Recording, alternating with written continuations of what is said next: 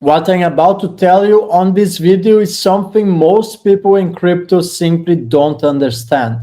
Not even XRP holders. And it blows my mind because if you see the big picture, you might realize that in a world of financial control and surveillance, XRP might end up being the only lifeboat. Right now, governments are building a whole new system with digital ID, CBDCs, reversible transactions, leveraging blockchain technology to control every single person on this planet.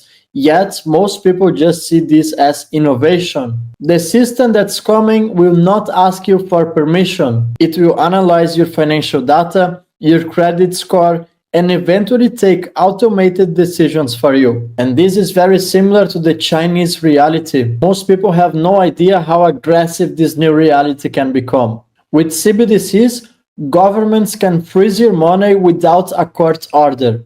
They can reverse transactions both on your bank account and on the blockchain. They can block you from sending funds to a wallet they dislike and justify censorship, claiming it's for your safety. They can literally set expiry dates on your money. So if you receive $1,000 at the beginning of the month directly credited to your CBDC account and you don't spend that money until the end of the month, let's say you have $300 left, that money becomes unavailable. In other words, you simply can't spend it. You can't save money, it becomes a financial nightmare. And this, ladies and gentlemen, is not a conspiracy theory. Yes, it sounds like a Black Mirror episode, but that's literally in the design of every major CBDC pilot. But here is where everything takes a turn nobody's really expecting. Because in life, something becomes too powerful in one direction, nature produces an equal force in the opposite direction. When the financial system moves towards total control, something else always rises to restore balance. And in this digital era,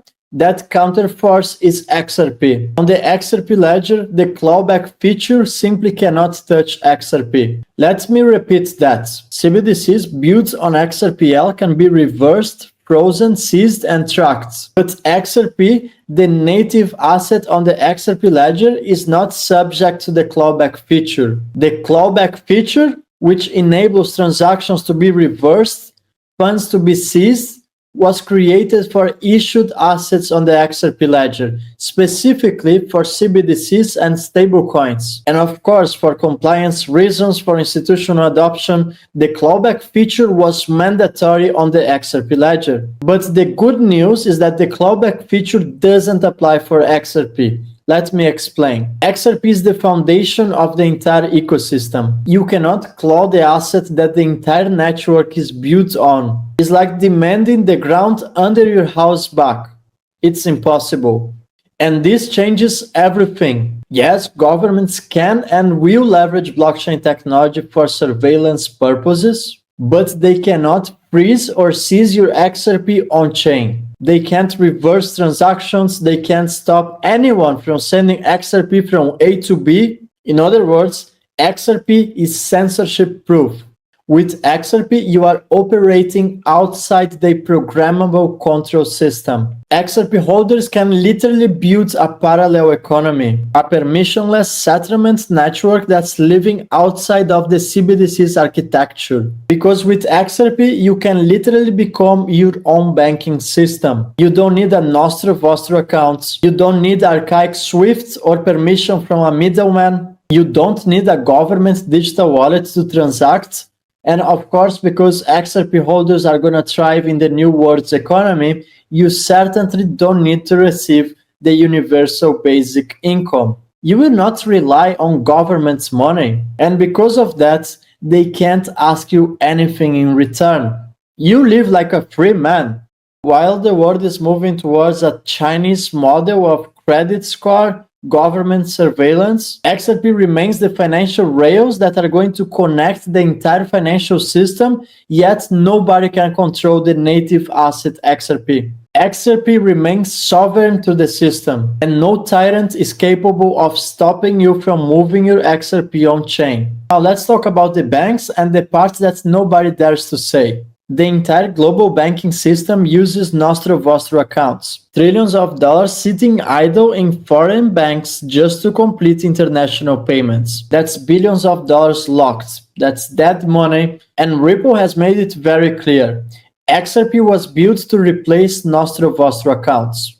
When the world transitions to real-time settlement using neutral bridges, every bank and financial institution on Earth will be obligated to hold XRP in their balance sheet. Not because of speculation or price predictions, they will not even see it as an investment, but because the system itself won't function without XRP. The system needs on-demand liquidity, and when that happens, you are not just holding a cryptocurrency, you are holding the rails of the global financial system. And the irony, the same governments building CBDCs for control will be ended up forced to use an asset they can't control. Using XRP won't be optional. With CBDCs, everything becomes centralized, monitored, and programmable. People slowly lose financial privacy and then freedom. Transactions become permissions, and the financial system becomes a social credit system in disguise. And suddenly, XRP holders remain the only ones that are capable of running a parallel system without government intervention.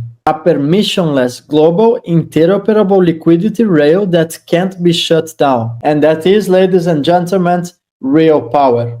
This is why XRP challenges the old system. Not only because of price appreciation and its potential to create a new class of super wealthy individuals, but because it runs parallel to the system. And here is how the entire narrative changes. Retail thinks they are just buying crypto, but governments know they can't control the asset that was engineered to operate outside of their control. But here is what you need to be extremely careful. If you get this wrong, you might get stuck on CBDCs. If you hold XRP, you need to make sure your XRP sits on-chain. In other words, your holdings are standing on cold wallets. Because XRP sitting on exchanges is a completely different reality. XRP sitting on exchanges is not truly yours. It remains tied to their liquidity and their rules. It can be frozen and confiscated just like other assets issued on the XRP ledger that are subject to the clawback feature. On-chain XRP is freedom, but XRP sitting on exchanges is not truly yours. And while everyone gets trapped into CBDCs,